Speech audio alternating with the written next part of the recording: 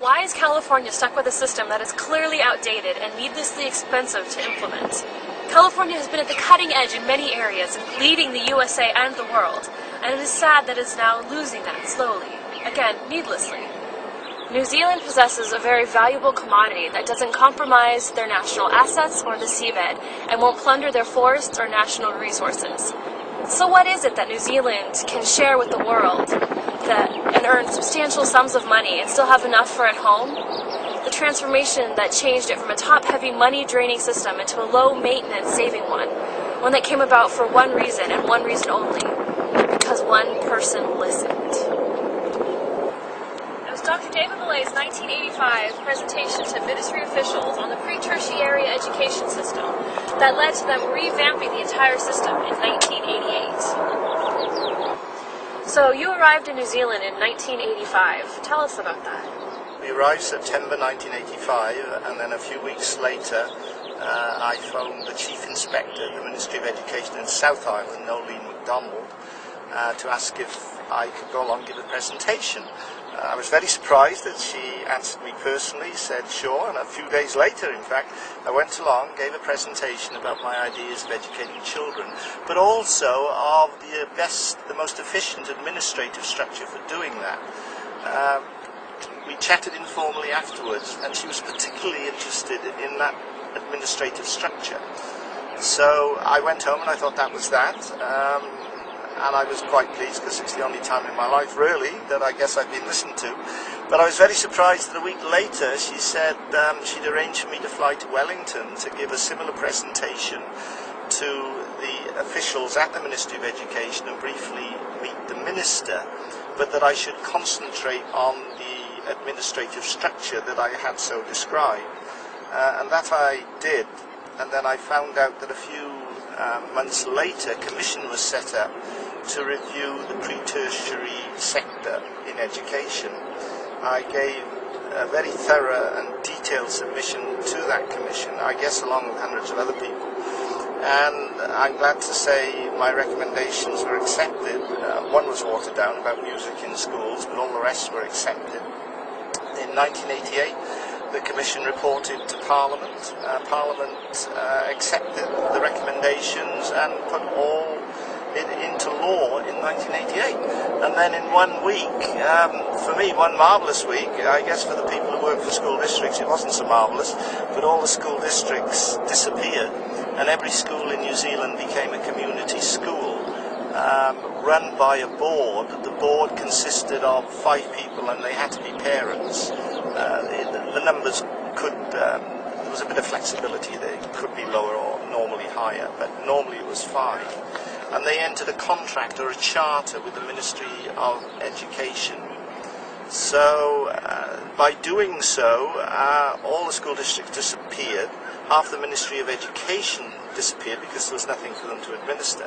So there were savings of millions and millions of dollars. And the minister then, and I have emails from him even now, Russell Marshall thanked me personally, and then later on, when he was Minister of Education, Chris Carter wrote me a very nice thank you letter as well. So I'm hoping other things may occur in the Western world, so we'll have to wait and see.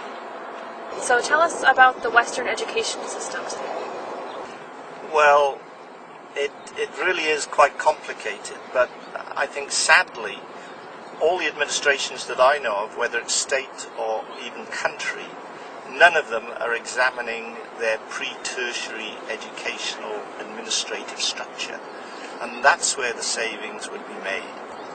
For example, I believe California, I've seen different estimates of their deficit, but the minimum is $25 billion, going up to $37 billion.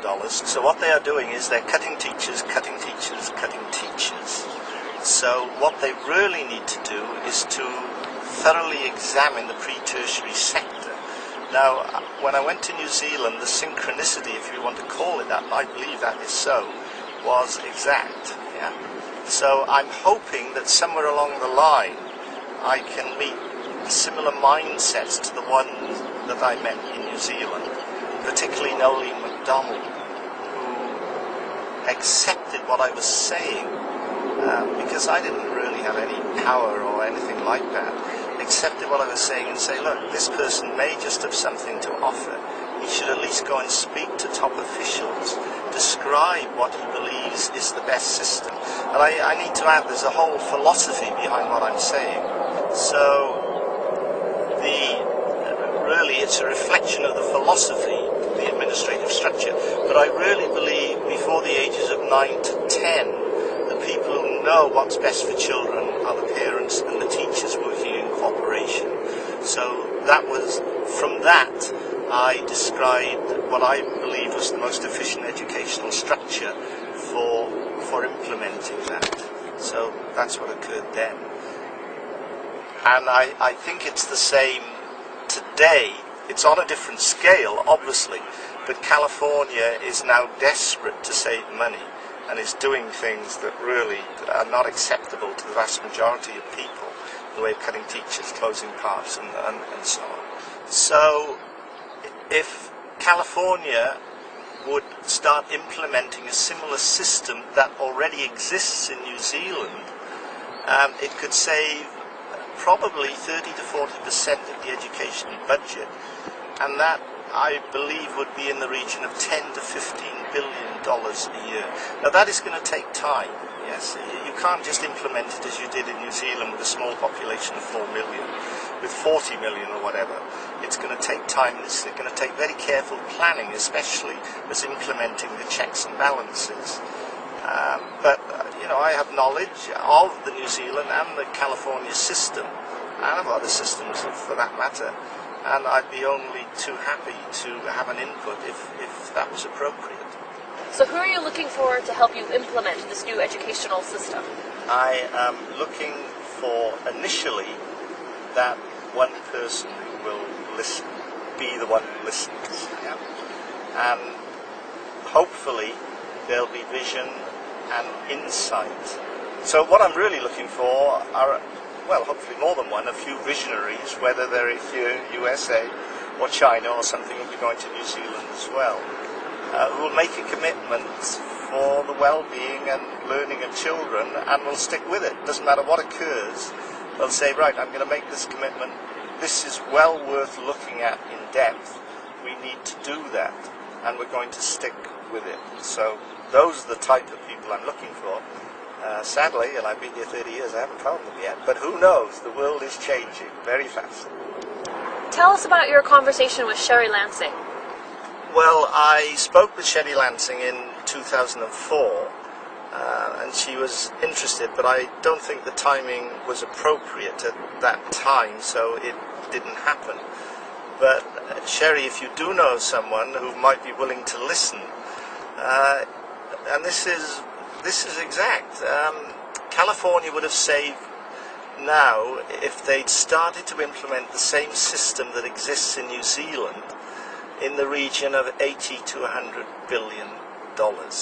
So even now, if they start implementing it, and it will take some time to do that, then there's just enormous savings that can be made and should be made, and in the end you're going to end up with a far healthier educational system as well, and that's my main priority, really. Be the one who makes a difference for the children of your country. Be the one who listens today.